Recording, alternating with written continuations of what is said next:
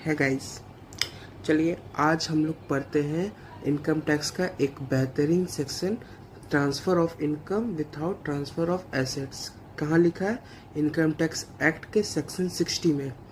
तो इसका मतलब क्या होता है? इसका मतलब होता है जब कोई पर्सन किसी एसेट से होने वाली इनकम किसी दूसरे पर्सन को ट्रांसफ़र कर देता है, लेकिन एसेट्स का ओनरशिप खुद के पास रखता है। यानी एसेट ट्रांसफ़र नहीं होता, सिर्फ उस एसेट से होने वाली इनकम किसी और को मिलती है।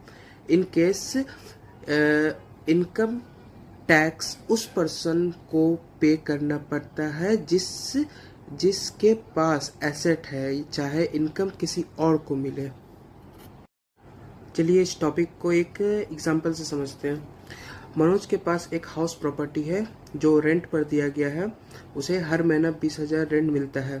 मनोज एक एग्रीमेंट करता है कि वो ये रेंट अपने दोस्त को देगा हर महीने, ठीक है। लेकिन हाउस प्रॉपर्टी अभी भी मनोज के नाम ही रहता है। तो इसका मतलब हुआ कि इनकम का सोर्स हाउस प्रॉपर्टी मनोज के पास है, पर रेंट मिल रहा है उसके दोस्त को। पर इनकम टैक्स कौन पे करे? इनकम टैक्स मनोज पे करेगा, क्योंकि मनोज के पास ही है हाउस प्रॉपर्टी। जिसके पास एसेट्स होता है वही इनकम टैक्स पे करता है। ये लिखा हुआ है सेक्शन 60 में, इनकम टैक्स एक्ट में।